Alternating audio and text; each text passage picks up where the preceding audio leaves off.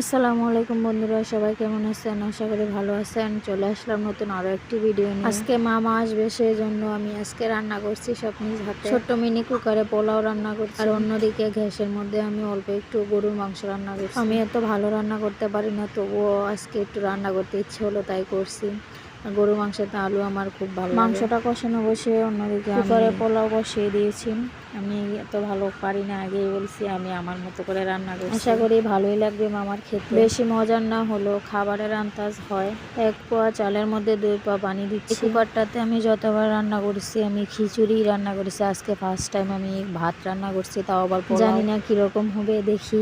আমার শরীরটা বেশি ভালো না, তাই আমি আজকে ফেসবুকে অ্যাক্টিভ থাকতে পারিনি। সবাই আমার জন্য দোয়া করবেন যেন আমি তাড়াতাড়ি সুস্থ হয়ে যাই। এই তো আমার পোলাও রান্না বসিয়ে দিয়েছে, এখন আমি মাংসের দিকে যাই। মাংসটা একটু নাড়াচাড়া করে আমি চলে এসেছি মার সেই যেখানে হাত দিতে আমার ভয় করে, তবুও আজকে দিলাম। এগুলা ধরতেই ভয় করে, কখন জানি পরে ভেঙে যায়। এদিকে আমার ছেলে আবার পিছু পিছু আসছে, ও তো আর জানে না এগুলা ভাঙলে যে কি হবে। ওরে কিছু করবে না, কিন্তু আমারে ভেঙে ফেলবে। কথা বলতে বলতে দেখি আমার পোলাও রান্নাটা হয়ে গেছে। আমার আশার চেয়েও বেশি ভালো হয়েছে পোলাও রান্নাটা। পোলাওটা যখন রান্না শেষ, তখন আমি যাচ্ছি, মাংসটার মধ্যে ঝোল দিয়েছিলাম আগেই, এখন আমি এটাকে মুড়ি দিয়ে খাবো। কড়াইতে একটু মাংস নিয়ে মুড়ি নিয়ে মেখে খাচ্ছি। আমার মতো কোনো মাংসের ঝোল দিয়ে মুড়ি মেখে খেতে পছন্দ করো, কমেন্টে জানাও। কড়াইতে সকালের রান্না মুরগির মাংস ছিল, আমি সেই কড়াইতেই নিয়েছি গরুর মাংসের ঝোল। আর আমার কাছে এইভাবে খেতে অনেক বেশি ভালো লাগে। আপনারা কে কে আমার মতো করে খান কমেন্টে জানাবেন। সবাই ভালো থাকবেন, সুস্থ থাকবেন। আজকে শেষ করছি, আবার আপনাদের মাঝে নতুন কোনো ভিডিও নিয়ে চলে